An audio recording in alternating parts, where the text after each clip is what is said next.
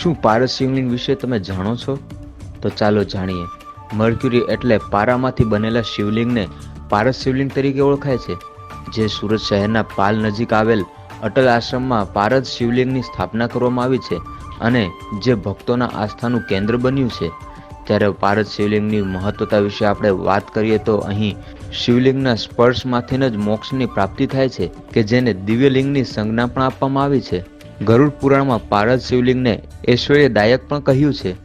આ શિવલિંગ વિશ્વનું એકમાત્ર શિવલિંગ છે કે જે 12 જ્યોતિર્લિંગ કરતાં પણ વધારે મહત્વ ધરાવે છે, કે જેમનું વજન 2351 કિલો કરતાં પણ વધારે ધરાવે છે અને એ વિશ્વનું એકમાત્ર એવું શિવલિંગ સુરત શહેરના આ પાલ વિસ્તારમાં જોવા મળશે. તો ચાલો જાણીએ શું કહી રહ્યા છે અહીંના ભક્તો. જય મહાદેવ. આ પારદનું શિવલિંગ છે. પારદ મીન્સ કે જે ઇંગ્લિશમાં એને મર્ક્યુરી કહેવાય છે, એ આ પારદ શિવલિંગ છે. એટલે આ જે આશ્રમ છે ને એ અડાજણમાં પાલ વિસ્તારમાં સુરતમાં આવેલો છે. અને આ જગ્યા પર અમારા સદગુરુ શ્રી બટુકગીરી બાપુ 50 વર્ષથી આ જગ્યા પર હતા. આ 2008ની આસપાસ આ મંદિરનું સ્થાપના થઈ છે શિવલિંગની.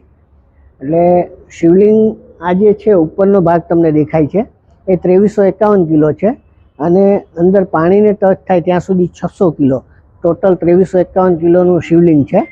અને આ શિવલિંગમાં છે ને ગુજરાતમાં ઘણી જગ્યા પર શિવલિંગ હશે, અથવા વર્લ્ડનું મારા હિસાબથી આ આટલું મોટું શિવલિંગ આ એક જ છે. અને આ જે આશ્રમનું નામ છે એનું નામ અટલ આશ્રમ છે. આમ તો અટલ તીર્થયાત્રાધામ સુરતના નામથી ઓળખાય છે. આ આશ્રમ પર દર શનિવારે ભજીયાનો કાર્યક્રમ હોય છે, જે 5 વાગ્યાથી રાતે 8-9 વાગ્યા સુધી ચાલે છે. પછી દર રવિવારે કઢી ખીચડીનો કાર્યક્રમ હોય છે. પછી અહીંયા ગૌશાળા છે.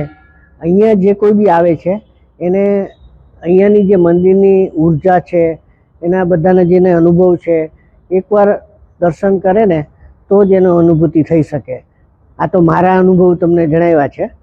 બીજી વસ્તુ એવી છે કે બાપુ અમારા છે તે પોતે જ શિવલિંગ, પછી હાથમાં પહેરવા માટેના જે બ્રેસલેટ આવે છે એ બનાવે છે. અને પારા ઉપર બહુ જ મારા હિસાબથી રિસર્ચ કરેલું છે બાપુએ. અને અલભ્ય એકદમ અદ્ભુત કહી શકાય એવું આ સ્થળ. એટલે એમાં એવું છે કે બાપુનું એવું કહેવું છે કે મારા હિસાબથી પણ મર્ક્યુરી એટલે આમ પોઈઝન જ થાય છે. અને મર્ક્યુરી છે ને લિક્વિડ સ્વરૂપમાં જ હોય છે, પણ બાપુ એની સિદ્ધિથી 50 વર્ષનું આ તપ છે આ જગ્યા પરનું, અને એનાથી એમણે આ ઘન સ્વરૂપ બનાવેલું છે. હવે એ તો વધારેમાં તો તમને છે ને બાપુ જ જણાવી શકે કે કઈ રીતે એમણે શું કર્યું